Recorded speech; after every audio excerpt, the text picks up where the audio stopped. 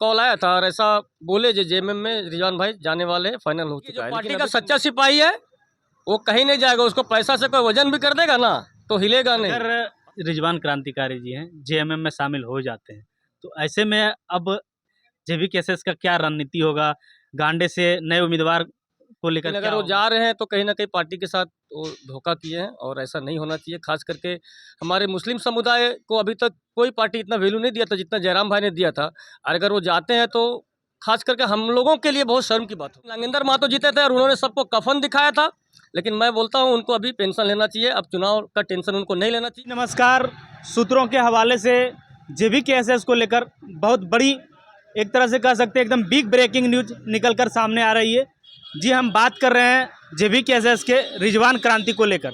रिजवान क्रांतिकारी की हम बात कर रहे हैं जो हाल ही के दिनों में बालू ट्रैक्टरों से अवैध वसूली में, रिजवान क्रांति की हम बात कर रहे हैं जो भी हाल ही के दिनों में गांडे से जेबीकेएसएस को लेकर पर्चा दाखिल किए हैं। ये वही रिजवान क्रांतिकारी की बात हम जो कर रहे हैं, जो 4 व्हीलर पर चढ़ के ऊपर से माटी की बात करते हैं, भ्रष्टाचार मुक्त झारखंड की बात करते हैं, जनहित में बात करते हैं, झारखंडिता की बात करते हैं। हम आज जेएमएम में शामिल होने की संभावनाएं बताई जा रही है। सूत्रों से एक खबर निकल के आ रहा है कि वो जेएमएम के संपर्क में पिछले 2 महीना से थे और 2 महीनों से ही वो इसी ताक में थे कि कब जेएमएम में हम शामिल हो।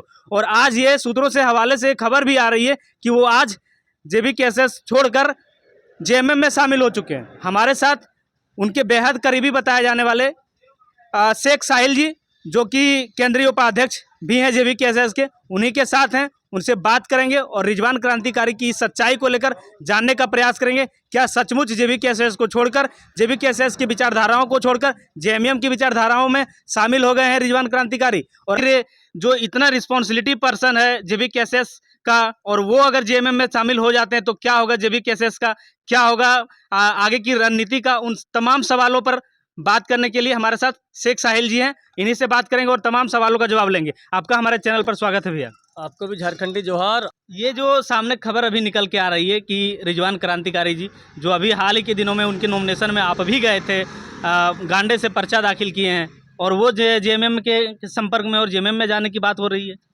देखिए अभी तक क्लियर नहीं हो पाया है, लेकिन कहीं ना कहीं मेरे पास भी 1-2 फ़ोन बजा है ये मैटर को लेकर रिजवान भाई जेएमएम में जा रहे हैं, लेकिन अभी तक इसकी पुष्टि सही से नहीं हो पाई। इसके लिए अभी हम क्लियर नहीं कर सकते हैं, लेकिन अगर वो जा रहे हैं तो कहीं ना कहीं पार्टी के साथ वो धोखा किए हैं और ऐसा नहीं होना चाहिए। खास करके हमारे मुस्लिम समुदाय को अभी तक कोई पार्टी इतना वैल्यू नहीं दिया था जितना जयराम भाई ने दिया था। और अगर वो जाते हैं तो खास करके हम लोगों के लिए बहुत शर्म की बात होगी। क्या आपने उनसे संपर्क साधने का प्रयास किया? जब से ये सोशल मीडिया में चर्चा का विषय बना है उसके बाद आपने संपर्क साधने का प्रयास किए हैं? हाँ, संपर्क किया। अभी जस्ट हम फ़ोन लगा रहे थे लेकिन उनका कॉल लग नहीं रहा था, फ़ोन स्विच ऑफ बता रहा था। इससे क्या स्पष्ट हो रहा है कि वो जेएमएम में चले गए?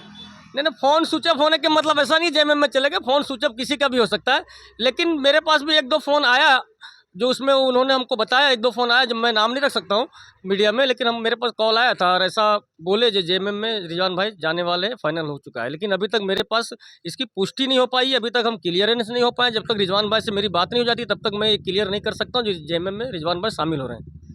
ये कहाँ तक ठीक है? जो भ्रष्टाचार मुक्त की बात करते हैं, झारखंड की मिट्टी और माटी का बात करते हैं, स्थानीयता का बात करते हैं, जेएमएम को कोसते हैं, जेएमएम की नीतियों को कोसते हैं, और वही उन्हीं के विचारधाराओं में शामिल हो रहे हैं। कहाँ विचारधारा में शामिल हो रहे हैं? आप देख लीजिए आज के समय में जयराम भाई को कहीं अब झूठ साबित कर दिए कोई भी मैटर में। आज तक जयराम भाई ने जो बोला वो किया है।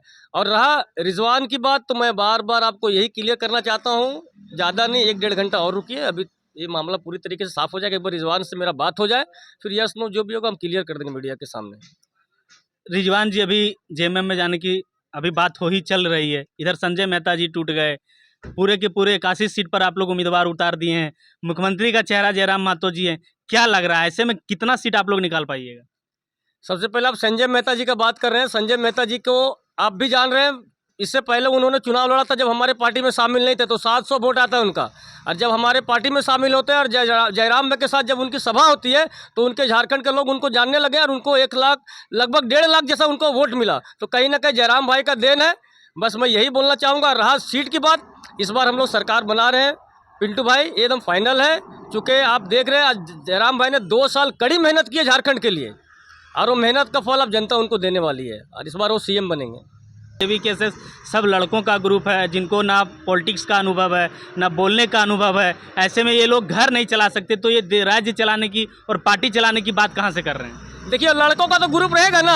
आज लड़के कितना मुश्किल से पढ़ाई कर रहे हैं, और पढ़ाई करके जब वो जॉब के लिए जाते हैं तो उनको जॉब नहीं मिलता है, और बाहरी लोग का जॉब मिल जाता है। तो क्यों ना हमारे पार्टी में लड़कों का ग्रुप इसीलिए तो ज़्यादा है, क्योंकि सब बेचारे जितने भी, आज आपको भी पता, अपने बच्चे को आप कैसे पढ़ाते होंगे। माँ बाप बहुत मेहनत मुशक्क़त करके अपने बच्चों को पढ़ाता है, और जब वो एग्ज़ाम देने जाते हैं, चाहे वो नीट का हो, चाहे अभी आपको पता ही होगा हर जगह मसाल जुलूस जो हमारी पार्टी निकाली थी, कितना दुर्भाग्य की बात है। झारखंड के लिए हमारे लोग वहाँ से मायूस होकर आते हैं और बड़े लोगों को नौकरी मिलता है। बड़े यहाँ के जन मुद्दों पर बेहतरीन ढंग से बात करते हैं, जनता भी आपके साथ है, लेकिन पार्टी को ही आप सुचारू रूप से नहीं चला पाइएगा, उसमें ही अनबन रहेगा, तो फिर कैसे होगा? ये जो पार्टी का सच्चा सिपाही है वो कहीं नहीं जाएगा। उसको पैसा से कोई वजन भी कर देगा ना तो हिलेगा नहीं।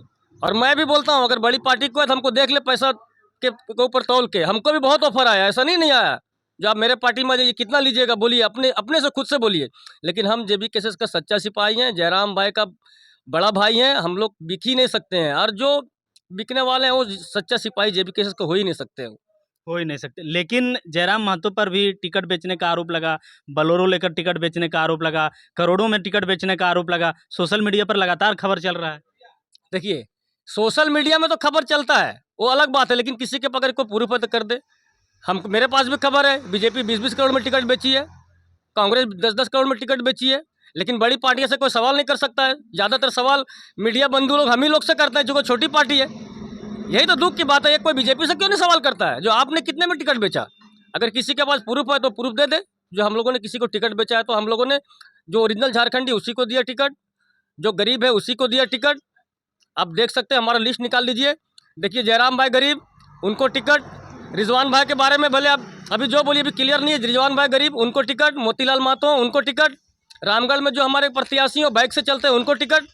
कहीं ना कहीं तो सब हम गरीब को टिकट दिए हैं, और सब झारखंड के लोगों को टिकट दिए हैं। और अब कांग्रेस, जेएमएम, बीजेपी का खोल के देख लीजिए, सब आपको अरबपति दिखेंगे। ने भी बहुत लंबा चौड़ा अपना पार्टी का मैनिफेस्टो जारी किया, क्या कुछ है, जरा शॉर्ट में बताइए। सबसे पहले तो हम 1932 खतियान और स्थानीय नीति, नियोजन नीति। सबसे बड़ा मुद्दा है रोजगार का। रोजगार नहीं तो कुछ नहीं। अब रोड में आप बोल रहे हैं ना, आप टाइल्स, मार्बल, पत्थर लगा दीजिए, और पेट में खाना नहीं है तो रोड किस काम का? अब बंगला बना दीजिए और पेट में खाना नहीं है तो किस काम का? तो कम से कम यहाँ की जो सरकार थी, कम से कम ये झारखंड में ऐसा सिस्टम बनाते जो कम से कम यहाँ के लोगों को 90% नौकरी मिलती है, और 10% मुंबई, दिल्ली, कलकत्ता जाता है। दुर्भाग्य की बात है पिंटू भाई, जो मुंबई, दिल्ली, कलकत्ता से लाश आती है और हमारे माँ बहनें रोती है, वो देख के हम लोग को बहुत दर्द होता है। स्पष्ट तौर पर रिजवान क्रांतिकारी को लेकर क्या कह रहे हैं आप?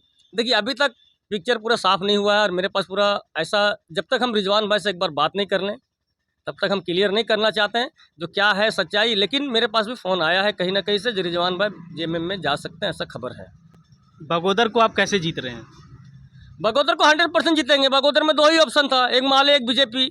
मुस्लिम माले को छोड़ के बीजेपी को बहुत कम ही वोट देती है, तो इसी का फ़ायदा अभी तक माले उठा रही थी। लेकिन अब तीसरा मोर्चा हमारा आ गया जेल कैम्प का, और इस बार डॉक्टर सलीम अंसारी हमारे पार्टी से खड़े हैं, और वो, उनकी वाइफ जिला परिषद भी थी। लगभग 17-18 हज़ार उनका पर्सनल वोट है। उसके बाद हमारे मुस्लिम समुदाय के लोग 1 लाख वोट है, महतो समुदाय के लोग 82,000 वोट है। तो कहीं ना कहीं हम लोग इस बार बगोदर जीत रहे हैं। चूँकि आप भी देख रहे हैं, कहीं ना कहीं हम लोग का समीकरण एकदम फिट बैठ रहा है बगोदर में। और ख़ास करके आपको पता होगा, जो यहाँ का स्थानीय विधायक है, उन्होंने आज 35 साल से राज किए यहाँ के लिए, लेकिन एक कंपनी नहीं बसाया। अगर साल में एक कंपनी बसाते तो 35 कंपनी आती है, और 35 में अगर हम लोग 200 भी अगर मजदूर काम करते तो शायद मुंबई, दिल्ली, कलकत्ता हज़ारों की संख्या में जा रहे हैं ना, वो 100 की संख्या में होते। लेकिन बहुत दुर्भाग्य की बात है, उन्हें सिर्फ रोड बनवाया, और रोड इसलिए बनवाया क्योंकि उसमें उनको कमीशन मिलता है। और कंपनी अगर लाते तो उसमें कमीशन नहीं मिलता, उसमें गरीब का भला होता है। लेकिन उन्होंने अपना भला देखा, इसके लिए रोड बनवाया। आज देखिए, यहाँ का पॉलिटेक्निकल कॉलेज है, बहुत बड़ा, अरबों रुपये लगा हुआ है, और टूट के गिर रहा, अभी तक चालू नहीं हुआ। क्यों भाई? यहाँ का सरकारी हॉस्पिटल में जाइए तो मेरे पास खुद उसका वीडियो बना हुआ है, वहाँ दवा सड़ रही है, बारिश हो रही है तो पानी गिर रहा है वहाँ से, वहाँ कोई डॉक्टर नहीं है। तो सर्विस विधायक यही है क्या?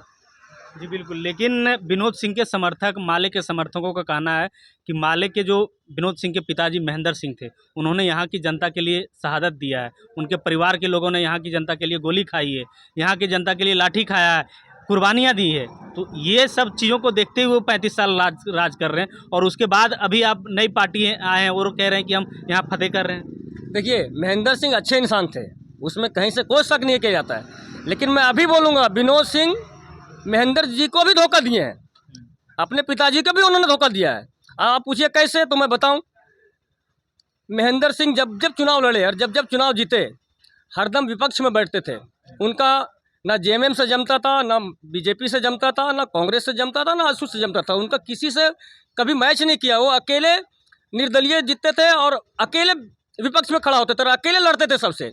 लेकिन पैसा का लालच विनोद सिंह में इतना भर गया, जो आज जेएमएम से हाथ मिला लिया, आज कांग्रेस से हाथ मिला लिया।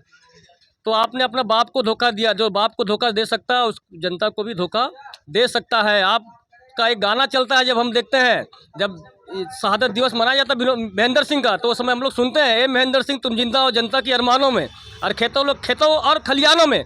लेकिन जनता के अरमानों में तो महेंद्र सिंह है, लेकिन विनोद सिंह के अरमानों से कहीं ना कहीं महेंद्र सिंह हट चुके हैं। अगर महेंद्र सिंह विनोद जी के अगर अरमानों में महेंद्र सिंह रहते तो विचारधारा महेंद्र सिंह का चलता, लेकिन विचारधारा शिबू सोरेन का चल रहा है, विचारधारा कांग्रेस का चल रहा है। तो आपने तो ख़त्म कर दिया सब कुछ। तो महेंद्र सिंह को देख के आपको वोट क्यों देगा पब्लिक, जब महेंद्र सिंह को आप धोखा दे दिए। महेंद्र सिंह के संविधान पे, महेंद्र सिंह के बातों पे आप नहीं चले, तो महेंद्र सिंह के बातों पे अब जनता नहीं चलेगी। अगर जनता चलेगी तो जयराम भाई के बातों पे चलेगी, क्योंकि जयराम भाई ने जो मुद्दा उठाया 1932 खतियान, स्थानीय नीति, नियोजन नीति, वो एक झारखंड के लोगों की भलाई के लिए है। अगर रिजवान क्रांतिकारी जी हैं जेएमएम में शामिल हो जाते हैं, तो ऐसे में अब जेवीकेएसएस का क्या रणनीति होगा, गांडे से नए उम्मीदवार को लेकर क्या होगा? अध्यक्ष महोदय बैठे हुए हैं। अगर ऐसा कहीं से क्लियरेंस हो जाता है, रिजवान क्रांतिकारी जेएमएम में चल गए हैं, तो हमने कहीं ना कहीं, हमारी टीम है, केंद्रीय टीम है, वो बैठ के और आगे का रास्ता कैसे होगा वो हम लोग क्लियर कर लेंगे। चलिए, धन्यवाद।